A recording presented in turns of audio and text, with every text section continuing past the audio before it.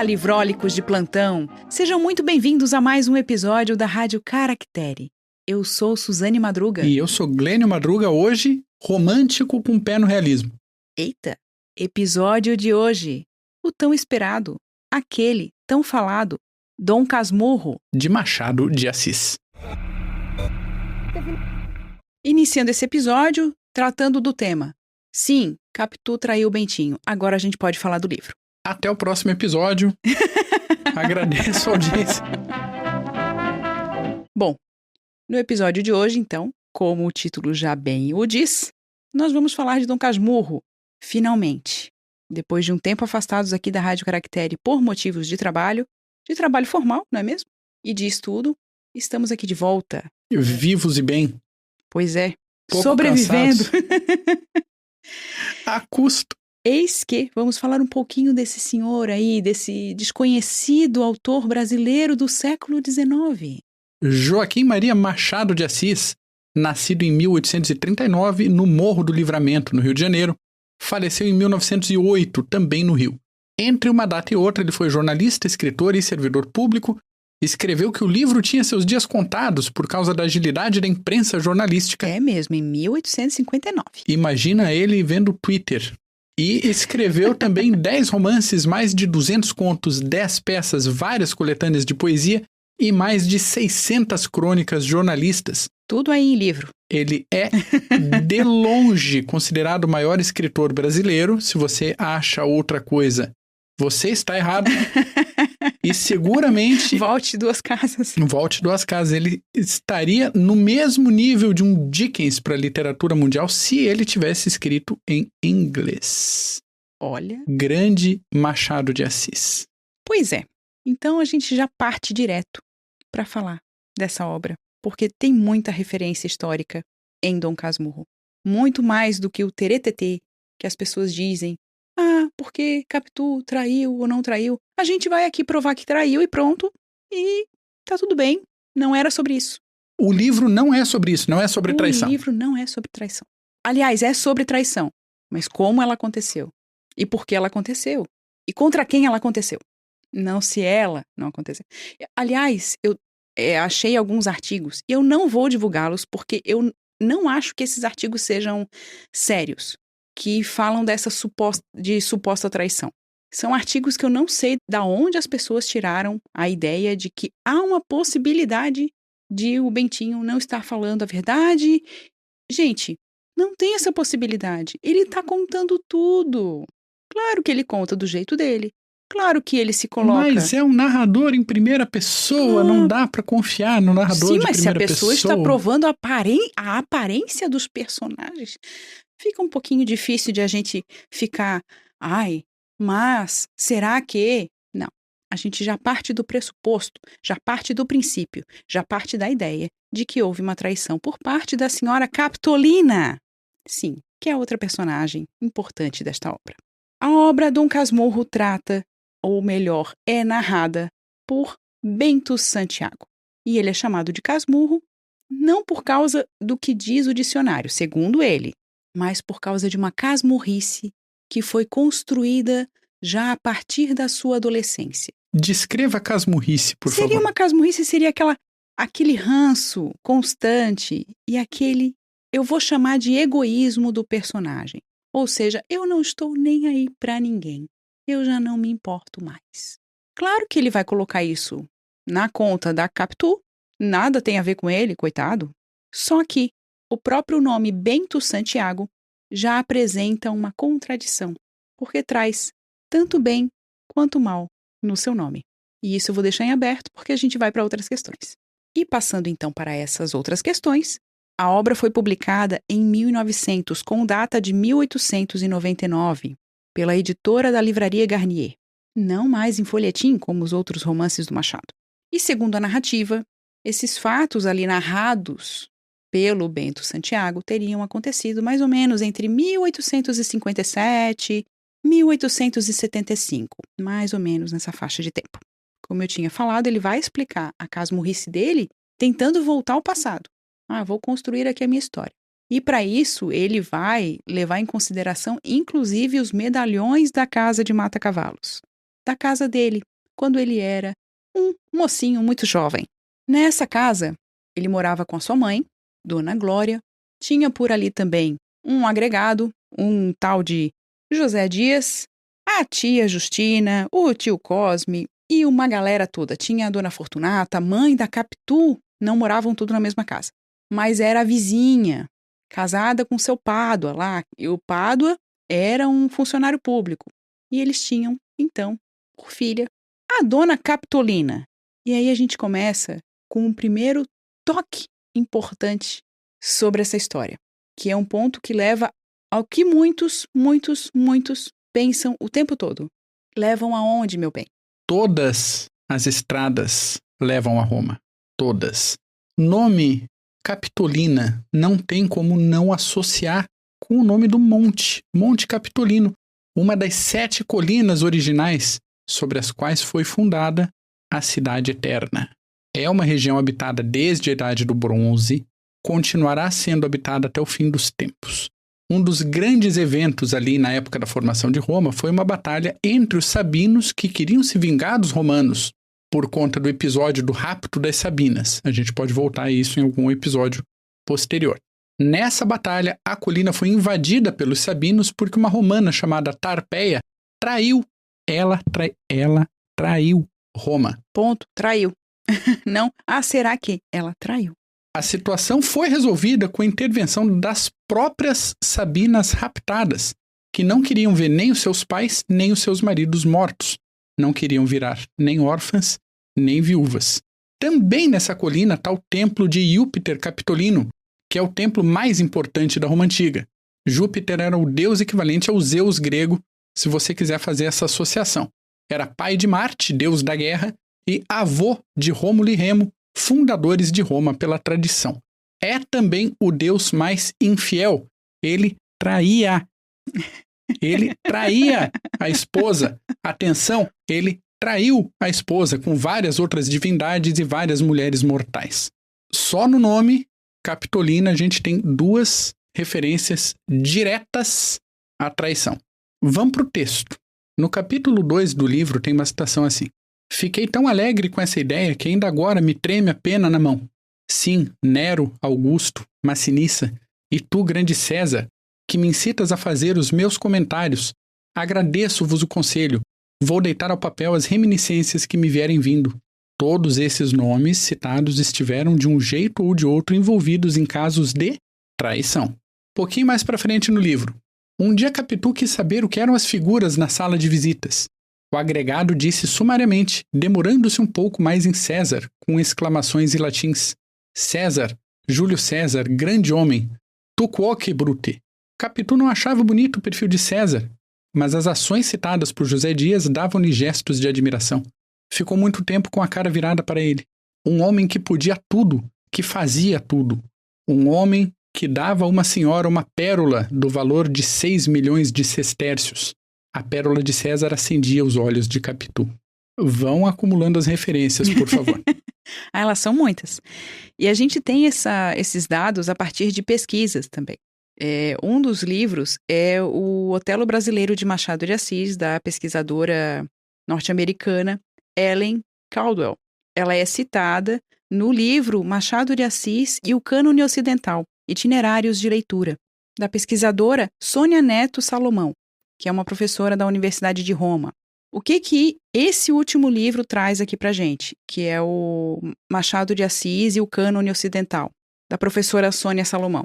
Traz vários textos com referências nas obras de Machado de Assis, ao Cânone Ocidental, à história de Roma, à história italiana. E, claro, outras referências também, como referências a um escritor francês que fala de determinada questão mais erótica entre os 2 personagens, principalmente no momento do beijo, e que a gente já vai citar mais em seguida. Falasse de Otelo agora, uma referência do Otelo brasileiro. O que traz o Otelo?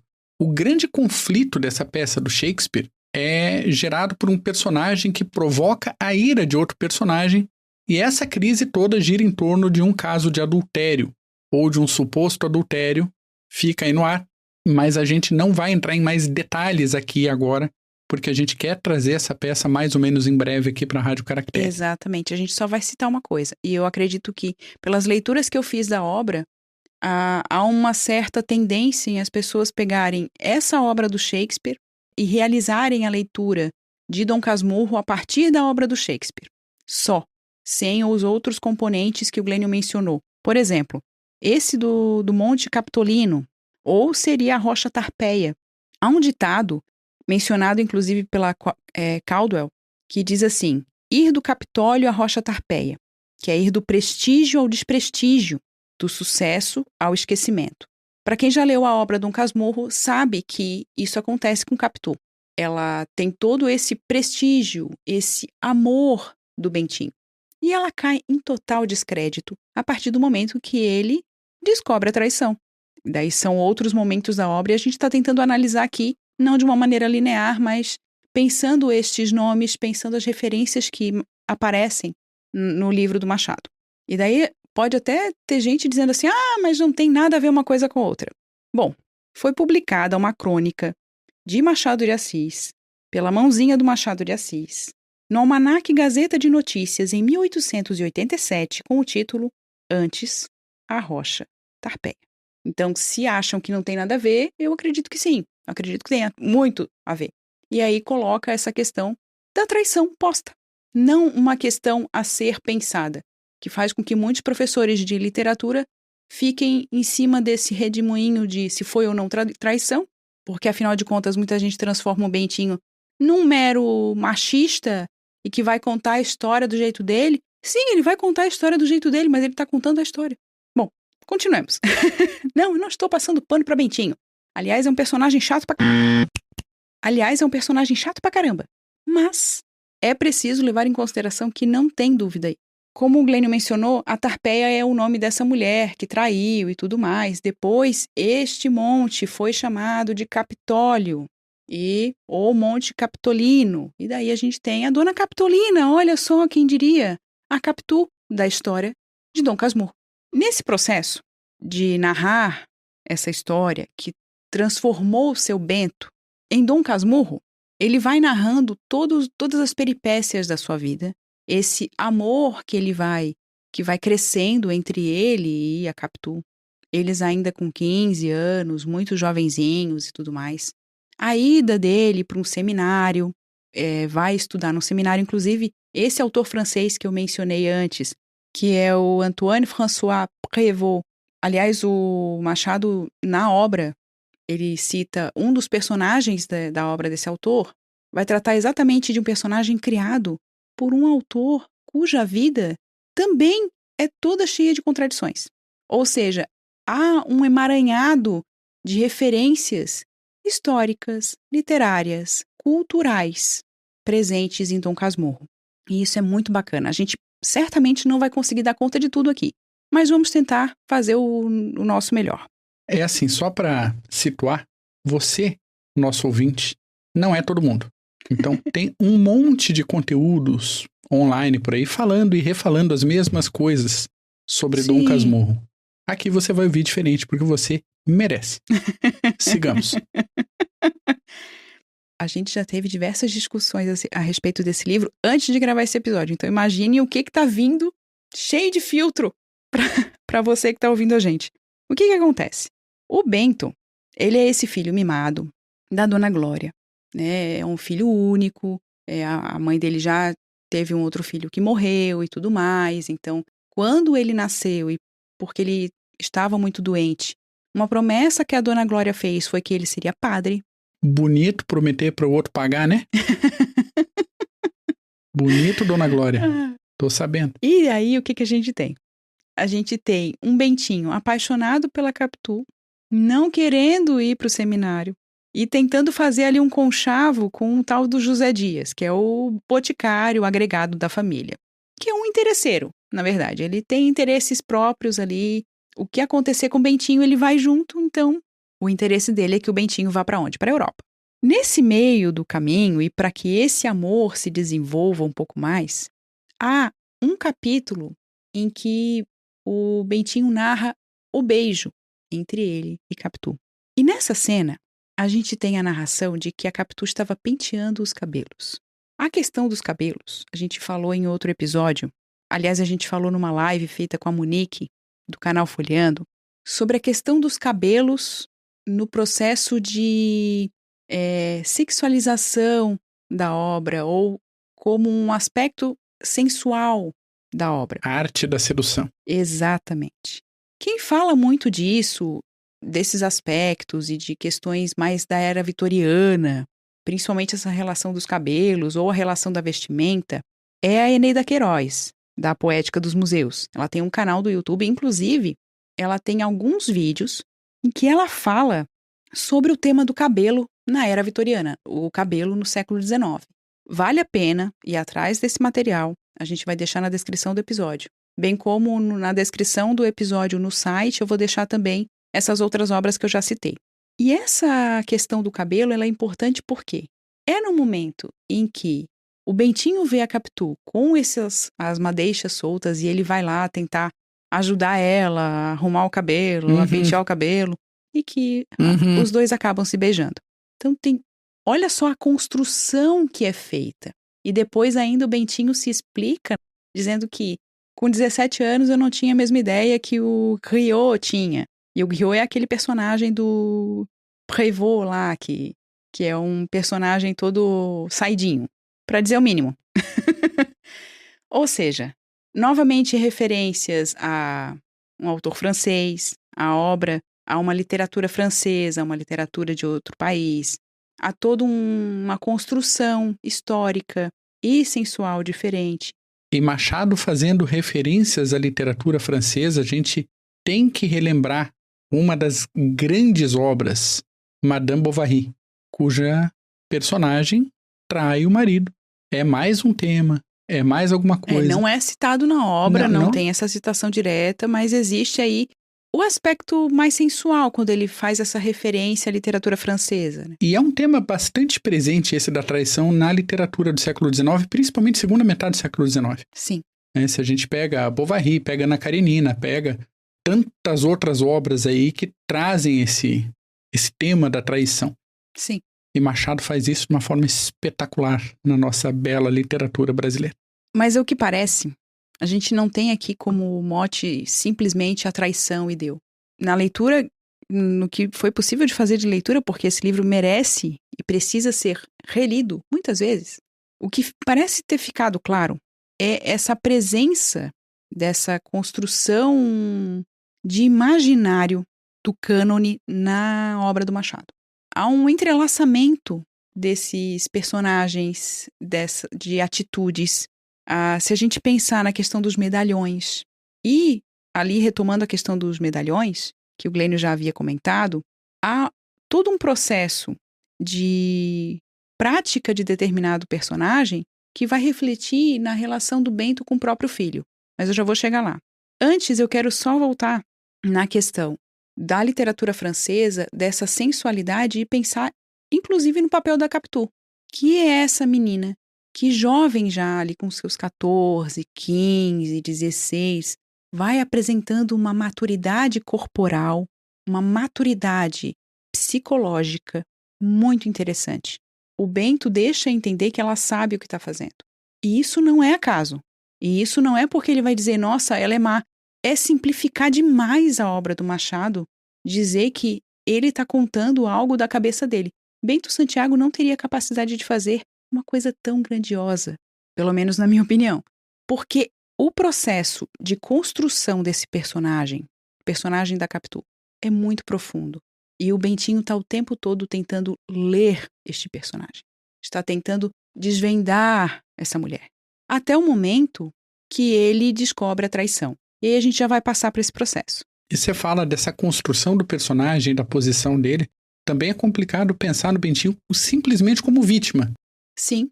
Então a Capitu e o Escobar se organizaram pelas costas e fizeram... Exato.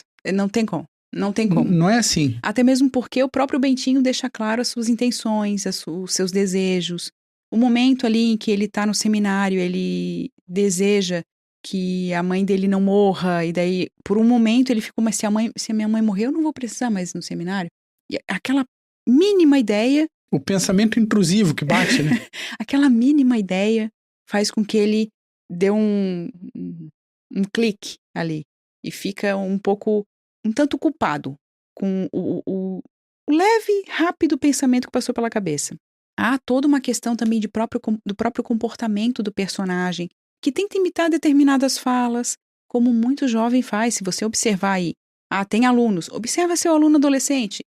Tenho filhos, observa seu filho adolescente. Ele vai imitar comportamentos. Como se ele se comporta em grupos sociais diferentes. Exatamente. O Bentinho, ele faz a mesma coisa. Ele copia determinados comportamentos. Então, ele está na igreja, ele vai tentar se comportar como os outros coroinhas. Ele está entre a família, ele vai se comportar como a família espera, ou como ele acha que a família espera que ele se comporte. Ele está no seminário, a mesma coisa. E é no seminário que ele conhece o amigo da vida dele, talvez o seu grande rival no coração, né? No amor, o Ezequiel Escobar, ou Ezequiel de Souza Escobar. Filho de um curitibano, Sim. Minha terrinha sendo citada em Machado de Assis. E que vai se tornar depois num negociante, né, num comerciante de sucesso. O próprio Bento, ele não vai terminar o seminário, ele vai sair do seminário e vai estudar direito. A gente tem aí uma questão muito interessante porque demonstra essa divisão no coração do próprio Bentinho entre a amizade com Escobar e entre o amor por Capitu. Em diversos momentos, ele fica nesses dois amores, né? Como a própria divisão dele durante algum tempo entre o mundo sagrado e o mundo profano. Exatamente. E aí vem aquela questão de ser um personagem contraditório, de ser um personagem um tanto complicadinho. De qualquer modo, o que vai acontecer? O romance dele com a Capitu vai se desenvolver, eles vão casar. Até depois do casamento começa a acontecer alguma coisa bem estranha, porque a Capitu passa a se comportar de outra maneira. Ela parece não estar muito feliz ou muito satisfeita, porque há também, no processo de narração, a apresentação dessa personagem que parece ter determinadas expectativas não cumpridas na vida. Então, em determinado momento, ela começa a gostar muito de aparecer na ópera, nos saraus, né? Jantar aqui, ver gente ali, porque ela quer aparecer. Agora ela pode.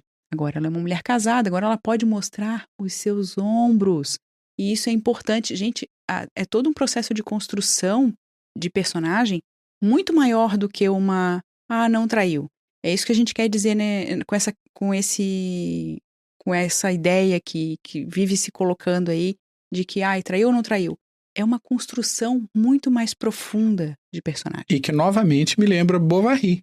Uma mulher casada com alguém mais pacato e que tinha expectativas e que precisa extrapolar esse mundo do casamento que não é um mundo que ela se vê realizada.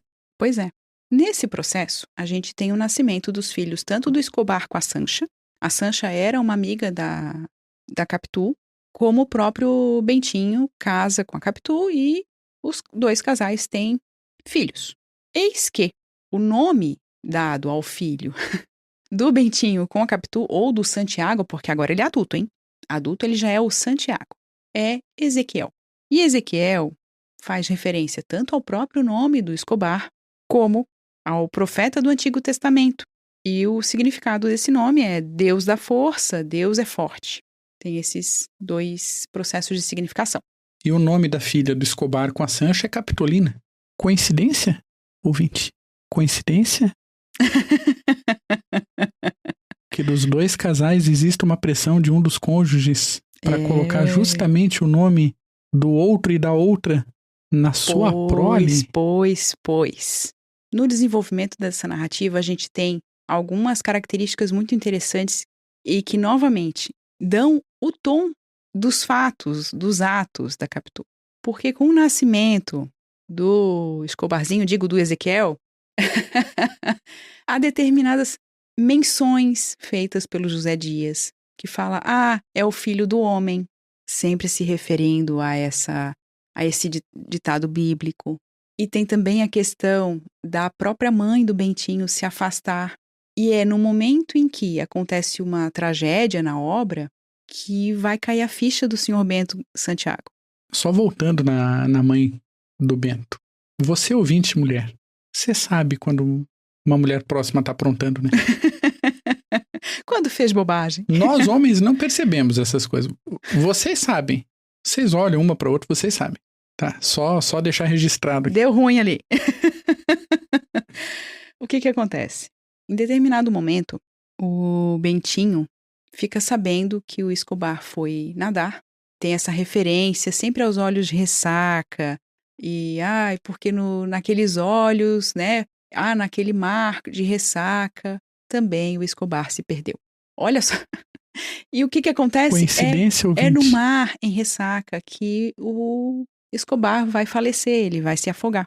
No momento em que o Bentinho olha para Capitu e ela está tal qual uma viúva, a gente tem aí um processo de percepção do próprio personagem, desse narrador. E aí ele vai começar a observar todos os fatos, inclusive os trejeitos do próprio filho, que imita, segundo todos dizem, muito bem o Escobar. Imita. Que parece com o Escobar. Gente, E todo mundo percebe, não é uma coisa da cabeça do Bentinho. Não, ele vai Todo mundo citando vê. o que todo mundo vai falando. Ninguém chega pra ele diretamente, teu filho é igual o teu amigo, tá? Mas vários indícios vão dando conta do fato. E a gente tem, por exemplo, ele se colocando nessa situação de traído. Ela me traiu. Não esqueçamos que o Glênio ainda mencionou, o Bentinho, ele não é esse personagem bom e querido. Não é fofo. Não é fofo e vítima. Ele é um personagem extremamente ciumento. E aí a gente vê também essa relação, aí sim, do ciúme dele com outros personagens, inclusive o Otelo, de Shakespeare. Por outro lado, é essa percepção da traição que faz com que ele pense em tirar a própria vida. Em determinado momento, o Bentinho, pedindo uma taça de café, né? Uma xícara de café. Uma chávena. Uma chávena de café, pode ser. Mas pedindo café. E no café colocando um veneno. Ele quer acabar com aquilo e ele quer acabar com ele. E ele começa a pensar... Gente, o processo psicológico é muito interessante de a gente ler nessa obra. E ele começa a pensar, de repente, quem é que vem até ele? O Ezequiel. O filho dele, ou melhor, o filho do outro, né? E ele começa a pensar, e se eu matar o menino? O Júnior. O Júnior. E se eu matar o menino? Capitu vai sofrer. E aí ele oferece o café envenenado para a criança. Remetendo, aí vem a história, ao tal do personagem de um dos medalhões, o Massinissa, que, segundo a história, mata a mulher com uma taça de vinho envenenada. Gente, olha só o momento. Gente, é preciso ler e reler. É incrível, é incrível. Olha onde chega a mente de um escritor desse, sabe? É genial, é genial. E nesse momento ele não faz, e o menino sobrevive, todo mundo vive. Mas ele deixa a entender para Capitu que ele sabe. Aí tem a frase da Capitu, onde é que olha só onde o teu ciúme nos leva, não sei o que e tal. Mas nesse processo, os dois vão para a Europa, ele deixa ela lá na Suíça, volta, e fisicamente separados, só ela mandando carta, perguntando, tudo mais, e ele não dando a menor bola para ela, até que a Capitu venha a falecer. O que a gente tem no final dessa história? A volta do Ezequiel até a casa daquele que ele considerava o pai. Ele, inclusive, também fica admirado daqueles medalhões presentes na casa de Mata-Cavalos. É muito forte isso. Olha essa relação histórica. Olha essa relação com esses personagens. Quanto tempo a gente não poderia ficar falando de cada personagem desses medalhões e essas referências na obra do Machado? Fora a ópera, fora o sarau, fora a literatura, fora tanta coisa. Muitas vidas são necessárias para falar da Itália. Muitas vidas. E aí a gente tem esse jovem, então, sendo recebido pelo pai e não há surpresa nenhuma para o Casmurro, então, para aquele Bento Santiago que se tornou, então, um Dom Casmurro, olhando para o próprio filho e vendo o próprio Escobar escrachado. Não há dúvida. A dúvida, eu sinceramente ainda não sei onde o povo arruma essa dúvida. Pode ser uma tentativa de defesa da Capitu? Pode ser. Pode. A análise Mas ele não coloca literária... a Capitu como simplesmente a inimiga e deu. Há toda uma relação ali muito bem construída. A análise literária que a gente vê com lentes escolhidas para ler a obra que acabam desassociando a própria obra da obra, né? Então, se a gente pegar por uma perspectiva que puxa, de repente, mais para o feminismo, realmente uma obra que representa o patriarcado, que é o homem ciumento, barará, arrumando coisa na cabeça dele, assim assado. Se a gente puxar por um lado mais de classes sociais, a gente percebe um conflito entre um Bento Santiago, que é de uma origem de mais dinheiro, com a Capitu, que não tem muitas posses, ela é mais pobre, então ela precisa se virar, porque o mundo gira e o pobre se vira, e tem que dar os jeitos dela. Se a gente pegar uma lente puramente de análise psicológica, a gente pode pensar numa projeção do Bento Santiago, e tudo isso que ele vê é meio que uma situação, o médico e o monstro, Dr. Jekyll e Mr. Hyde, duas faces da mesma pessoa. Você pode fazer estripulia analítica que você quiser na narrativa obra. Que você quiser. Se a gente volta para a realidade do lançamento da obra na virada do século XIX para o século XX, se você pegar a realidade, as referências culturais, literárias, históricas, todas essas lentes de virada do século XX para o XXI perdem um pouco o sentido. Claro que você pode fazer... Você pode botar um prego numa madeira batendo com o cabo de uma chave de fenda. Eventualmente você vai conseguir colocar o prego na madeira. Mas é evidente que a ferramenta é errada, né? A mesma coisa para parafuso. Você bota um parafuso na madeira dando martelada, ele vai entrar. Mas vai ficar meio estragado. Mas entrou parafuso. Entrou, filho.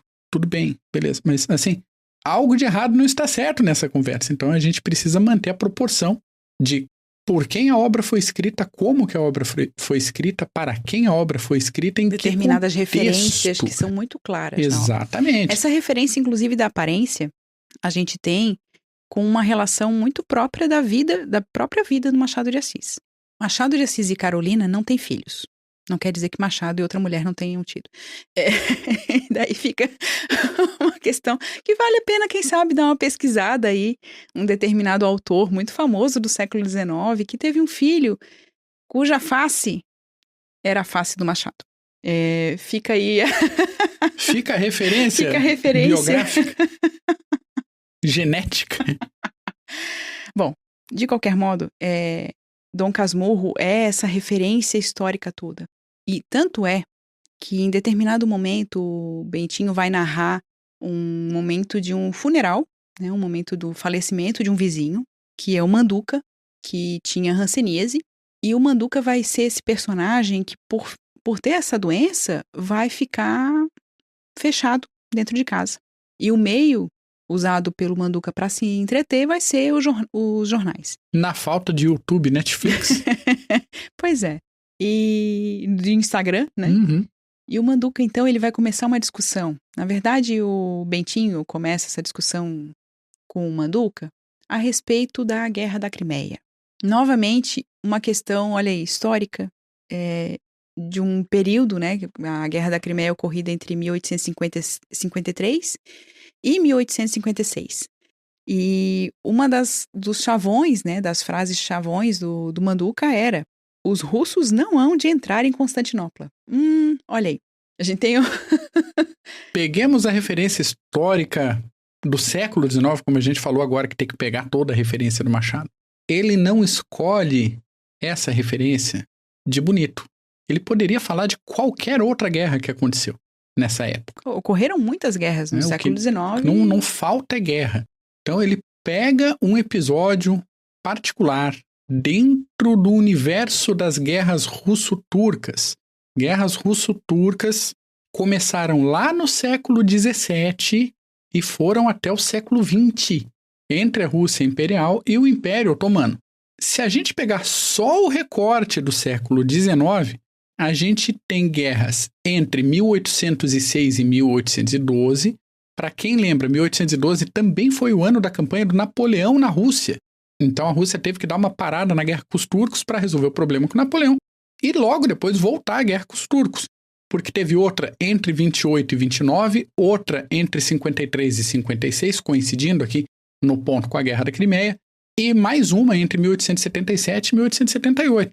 E por isso da frase do Manduca. Não vai, os russos não vão entrar em Constantinopla. Não tinha acontecido. Já tinha quase 300 anos que os russos estavam tentando conquistar Constantinopla, entende?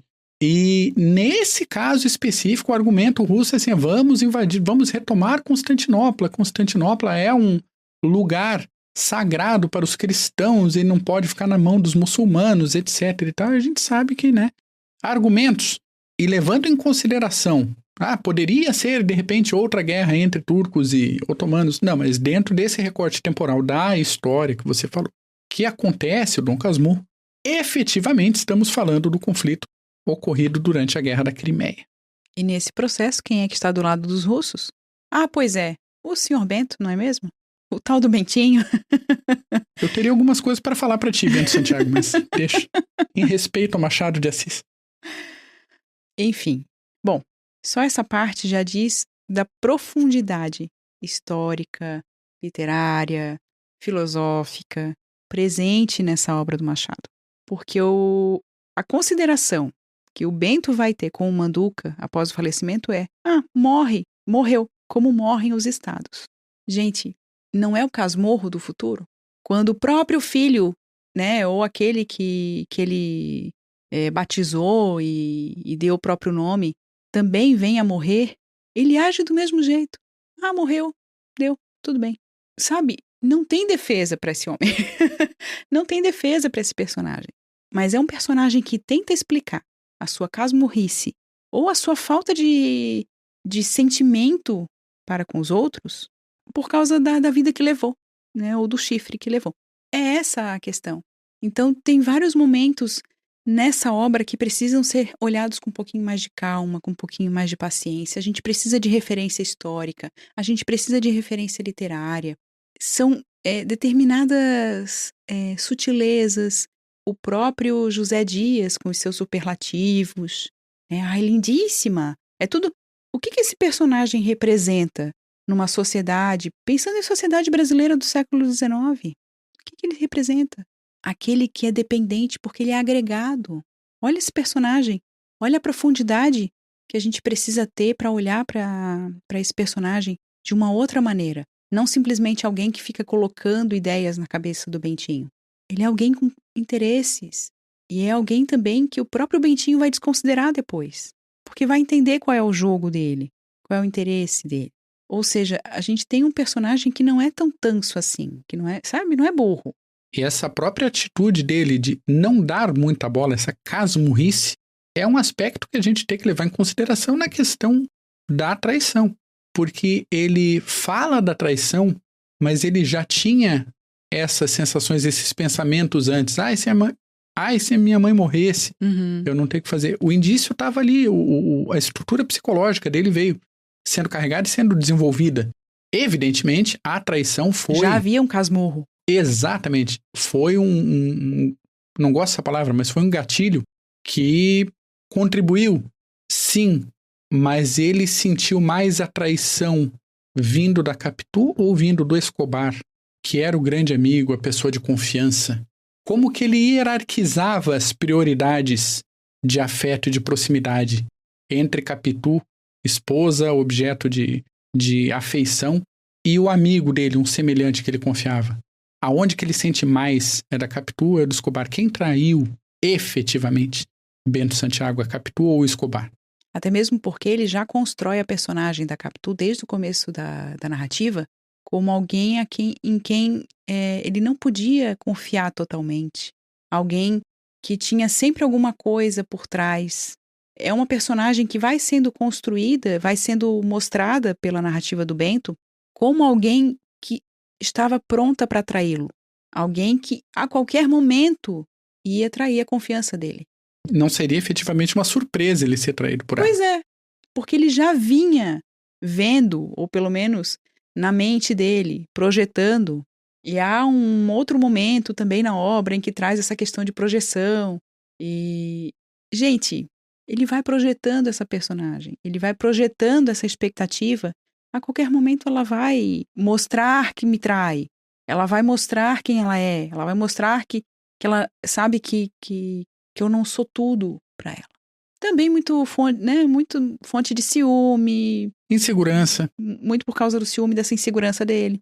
Como já mencionamos, é um personagem complexo e também tem essas peculiaridades de não saber bem o que quer, de não saber bem para onde vai, e projeta várias das suas questões na própria Capitu, como também projeta no próprio Escobar essa confiança, essa amizade. Tem uma questão, a questão psicológica, filosófica já nas obras do Machado, mas nessa obra elas precisam ser olhadas com cuidado, para que a gente não transforme uma obra tão importante da literatura brasileira em uma obra de chifre, simplesmente, sabe? Porque tem muito mais aí. Tem muito mais. A profundidade dessa obra é de um... Gente, não é só por causa das referências históricas. Isso Machado faz para compor a obra e para trazer o próprio leitor para esse lugar. Mas dá para a gente fazer diversas discussões. Pegar uma obra dessa, levar para uma sala de aula, simplesmente para o aluno lá que não tem familiaridade, para ele ler e para a gente discutir se traiu ou não traiu, voltamos na questão do início do episódio. É pobre, sabe? É pobre. Agora, se a gente traz referências do que é aquela sociedade, com o que se relacionava a classe média no século XIX, com que tipo de informação? Era uma informação proveniente da Europa, sim. É uma informação com todo um caldo cultural muito próprio, que vai estar presente em Dom Casmurro, que vai estar presente nos pensamentos do Bentinho, nas suas questões íntimas, que vai estar presente no comportamento de uma Capitu, como ela quer que a sociedade a veja. Ela deixou de ser menina quando ela casa. Agora ela é uma mulher. A sociedade precisa me ver como mulher. Mas e aí? O que a gente tem a partir disso? Como é que a gente vê o Escobar, esse comerciante? Alguém que se relaciona com todo mundo. Olha a lábia. Como que a gente vê cada personagem? O próprio José Dias, como foi mencionado, o superlativo. E esse superlativo sempre colocando alguma questão que faz diferença na linguagem, que faz diferença na mensagem que o personagem coloca. Então eu preciso pensar. A própria Dona Glória, as suas questões íntimas, as suas preocupações, aceita o imbróglio ali. Ah, se ele não quiser realmente, você fez a sua parte, cumpriu a sua promessa. Olha só a questão da dívida dela com a igreja, com a religião. Olha como é importante nessa obra essas relações culturais. Tem ali a questão, tem um momento em que o narrador fala do imperador que passou numa carruagem. Olha só essa construção na mente de um jovem que vê a carruagem do imperador. A proposta desse episódio, eu acho que mais do que falar de um livro tão já falado, tão muitas vezes mencionado e discutido, é convidar à reflexão, é convidar a uma releitura, é convidar a ler outras coisas, quem sabe não autores que sempre batem na mesma tecla, mas o que outros pesquisadores falam a respeito. E até se você quiser dar aquela viajada na Hellmann's, assim, aquele negócio, abstrair, pensar, usando o nome da mãe do Bentinho, na glória do passado ligada à igreja, que as decisões da glória do passado, né? Passado glorioso. Do passado glorioso impactam diretamente no teu presente. O Império morrendo em 1871, logo depois da Guerra do Paraguai, simbolizado pela morte de Escobar, é uma sociedade que foi traída pelo Império ou traída pela República em 1800. E o filho da República não é tão diferente assim. Pois é. Da época do Império. Chegamos num ponto que não havíamos mencionado ainda. Essa relação toda com uma outra história que não deixa de ser a história do próprio Machado. Depois disso, eu acho que já acabou o episódio, porque a gente não tem como entrar, senão a gente vai ter que passar aqui cada capítulo e falar de cada questão. Quase 1 hora de episódio, e isso é síntese de semanas de conversa. Muito, olha, e outras leituras também. A gente precisa se apoiar em outras leituras, em outras referências. E nessas referências que trazem um contexto. Não há leitura de Machado sem contexto. Tá exagerando. Repito, mesmo recebendo críticas. Não há leitura de Machado sem contexto. Com autoridade acadêmica para tal. Tá dizendo e reafirmando. Não entremos nessa questão. Mas é esse o processo. A gente precisa ler com mais atenção e não ficar lendo como romance YA, né? Bom, não vou nem entrar nesse assunto, senão eu vou me indignar aqui já. E não quero mais me indignar com isso. Deixo aqui então meu amplexo imperial oitocentista para você ouvinte, lembrando que links de interesse estão na descrição do episódio no nosso site, caracteribooks.com.br. Só acessar, pode ouvir por lá esse episódio bonito. Você já está ouvindo esse episódio. Enfim, você pode recomendar esse episódio para alguém usando o link do site, ou então dizendo para a pessoa: encontra no YouTube, encontra no Spotify. Estamos por aí. Estamos por aí. Aonde necessário for, lá estaremos com nossos episódios. É isso, pessoal. Muito obrigada pela audiência. Obrigada também a quem entra em contato conosco via e-mail ou via mensagem, deixa um recadinho tanto no Spotify como no YouTube. A gente lê, a gente tenta responder o mais rápido possível e a gente gosta muito desse carinho, desse retorno, dessa conversa, às vezes por e-mail também. Então, fica aí o nosso agradecimento. E a gente espera retomar um pouco mais essa frequência nas publicações aqui da Rádio Caractere, mas se não for possível, você que nos acompanha já sabe.